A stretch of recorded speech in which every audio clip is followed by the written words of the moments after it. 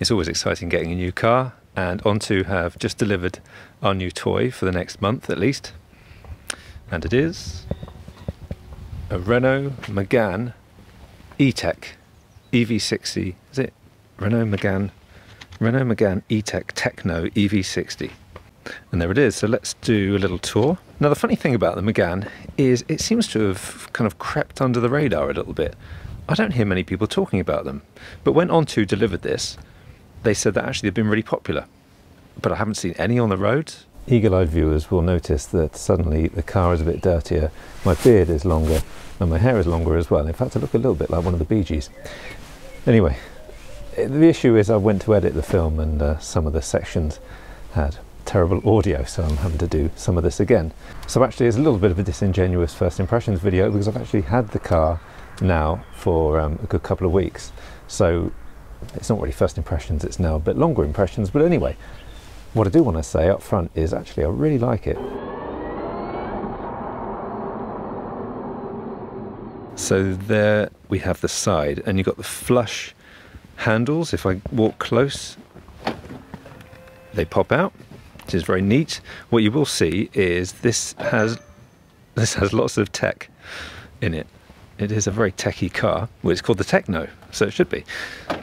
There's the handle there for the back seats. Let's have a look on the back.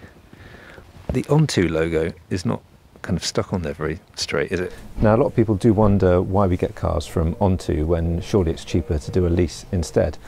Well, if you do a lease and you put down a big upfront payment and you have it for a long period of time, then yes, it is cheaper to do a lease. But I really like the flexibility of just being able to try a car like a month, 2 months, 3 months, whatever I decide. So although the figure may seem a lot, and I can't remember what it is now, it's about 799 I think from memory. So that is a lot per month, isn't it? But what we have here is the flexibility, and I didn't have to put down a deposit, there's no insurance to pay, and there is charging included with the whole Shell network, which is actually quite a lot of chargers. So for me it works out really good, and I like chopping and changing and trying different cars, and I hope if you're watching this channel and you like to see lots of different cars, then you like me getting onto cars as well, because it's flexible. So if you do like the idea of Onto, go onto their website and use the referral code at the bottom here. If you do that, then we both get £100 off the subscription. Anyway, enough about Onto for the moment. Let's get back to the car. I think it's quite decent looking. It's going to be difficult for you to tell on the video probably, but it does look like an SUV, well, a small SUV, a crossover, whatever you want to call it. But that's only because they've gone for the whole SUV styling. I mean, that's even, I get a Range Rover Evoque feel from the back there, especially with those small windows they've got at the back, which is probably its worst point, by the way. You've also got a bit of a big Jaguar I-Pace kind of plastic bit at the bottom there. So it's SUV style in terms of design, but it's actually a kind of a normal size family hatchback. So in terms of design, you've got quite a few cool kind of things on it. You've got a little, look at that, there's a Renault logo kind of shining on there. Looks like it. Oh my God, it's annoying when it does that. Let's have a look at the front. What you will notice is the new Renault logo, much flatter looking, which I like. It looks pretty mean, doesn't it? What does it look like to you? A mean panda? Doesn't look bad, I think. Quite surprised actually, because when I saw pictures of it originally, it's not like I thought very much of it. I just thought, meh, it's all right. But it looks kind of cool, I think.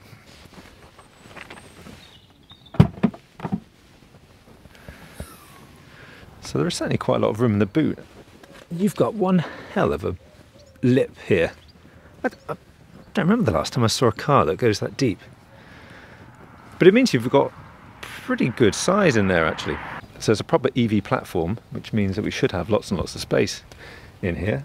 And judging by the boot, that's pretty good. This is 440 litres, this boot. 1,332 when you put the seats down. I do prefer a flat entry point, but I also do like space, and that has heaps of it. Look at all that down there as well. Just a normal grab handle there. No fancy button, that's all right. Quite like things to be manual. Okay, shall we have a look inside?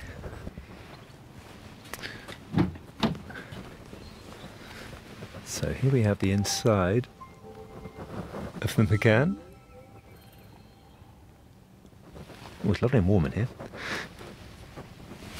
I've still got I haven't taken this off, look.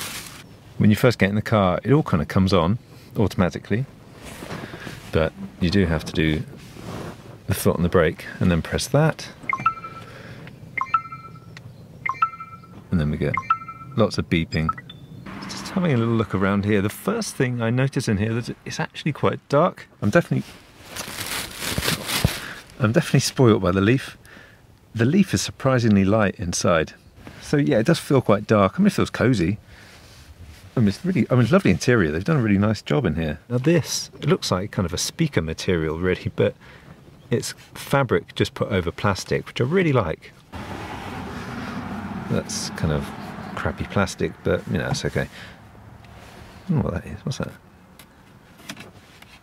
What is that? Just a blanked out button?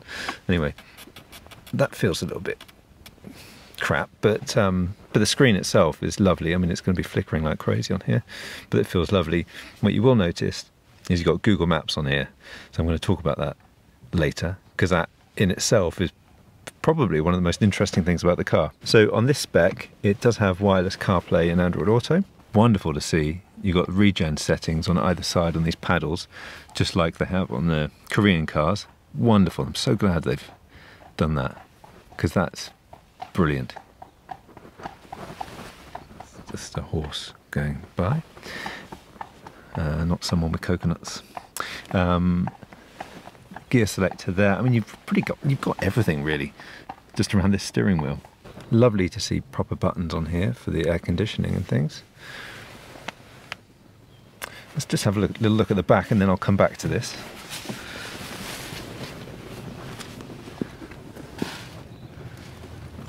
Very plush. It's nice, this.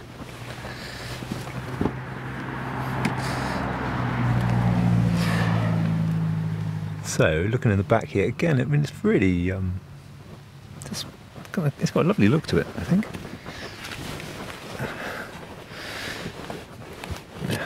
Seat pockets.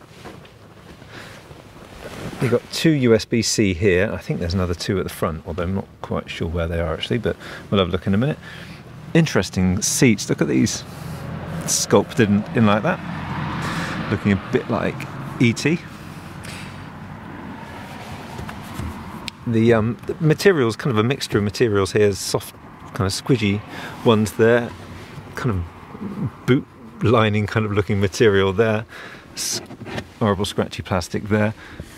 This is all fabric on the top, which feels lovely. Not really often you touch a roof, is it, of a car? But you know, nice to have it there. There's nothing that comes down on the middle seat.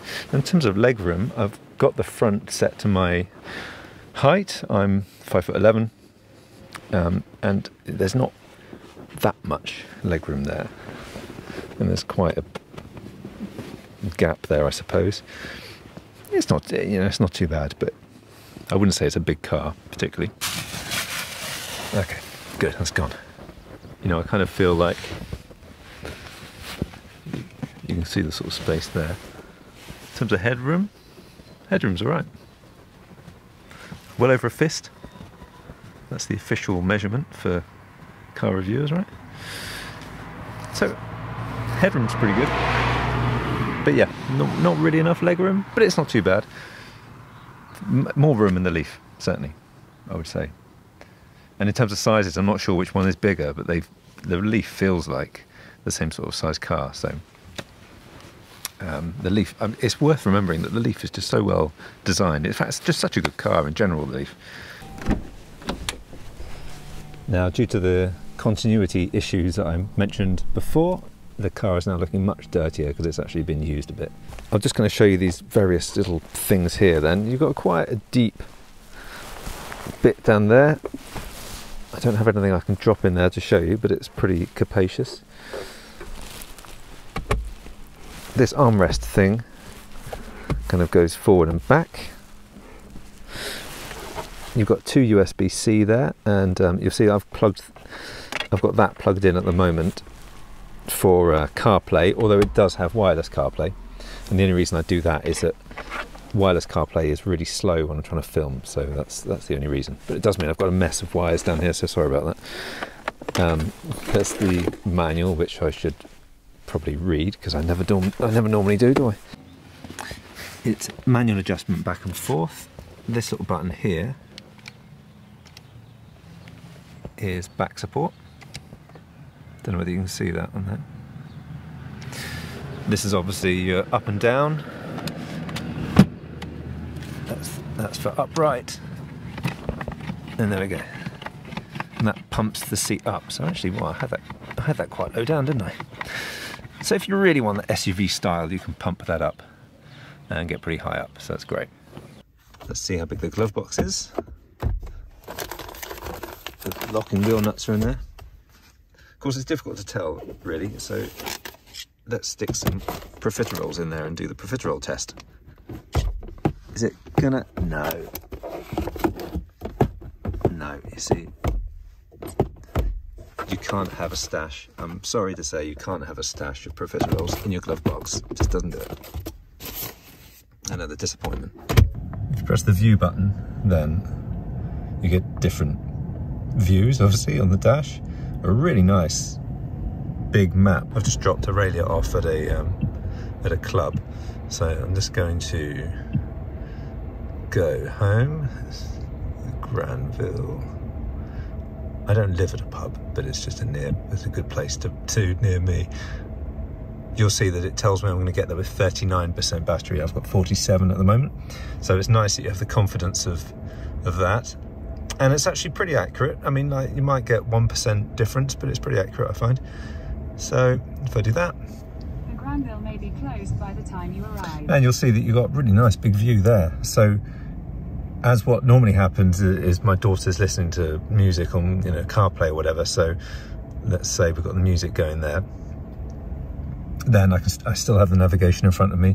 And being Google Maps, it's pretty good. Really impressive. Lovely big screen, really clear. Flickers like hell on the camera here, sorry about that, but it is really good. I mean, if you just look at that, there are so many buttons going on here. All the normal kind of cruise control stuff there, and setting your speed limit if you want to. And, phone, Siri or Google Assistant button. You can set this as a favorite. This cycles through like music, eco monitor and tire pressure, all this sort of stuff, which you'll get that when you start driving. Down here, and you can't really see this much when you're driving, but you've got the kind of music settings here. Let's see if I can get that in focus. And the volume controls here. And what I'll try and show is on the back, there's a wheel for changing the track on the back, which is kind of odd. I've never seen that before. But yeah, so you've certainly got a lot of buttons. This multi-sense one here is for changing the drive mode, and you can customize that as well, which is really good. Let's see if it has a frunk. It took me a while to find it. It's not really the easiest latch I've ever experienced, but that's where it is anyway. There we go. Well, no frunk, but it's all pretty solidly packaged in there. It's not like there's much space. And the bonnet's not very big anyway, but it looks quite neat, I think. As neat as it can look under a bonnet. One of the best things about this car is the charging, not the rapid charging, because that's normally the headline figure for any car, isn't it? It's how fast it charges doing rapid charging. That's not what makes this car so great, in my opinion. What makes this car so great is that it will do 22 kilowatts AC charging, which is quite a rarity really in the EV world. Most EVs do 7 kilowatts or 11 kilowatts. There's your CCS DC, that will charge at 129 kilowatts, but that baby there alone will do 22 kilowatts on an appropriate charger. Obviously, the one I've got here is just 7 kilowatts, so that's all I'll get from it, but if I go to a car park somewhere and plug in, then I could get up to 22 kilowatts just on that. Amazing. So there are loads of destination chargers around, the sort of slow chargers that you might initially just disregard because they are so slow generally, but loads of them in car parks. If you plugged this into one of those chargers in a car park, you would get 0 to 100% in 3 hours 15 minutes. It's great, and I just wish more EVs had that. Wish more EVs could charge faster on AC. It's a shame they don't. Renault seem quite unique in offering that as standard. Having driven this a little while, something I do want to say is 3.6 is the best consumption I think I've had from it, which is pretty unspectacular, really. Yeah, I'm not particularly impressed with the efficiency so far. I'm going to do all of this, I'm going to do a proper test with driving and everything, but 3.6 is not that amazing, really. I mean, because I drive really carefully and relatively slowly, actually. I drive like a nun, as I've probably said in the past, but it's, yeah, I would expect more than that.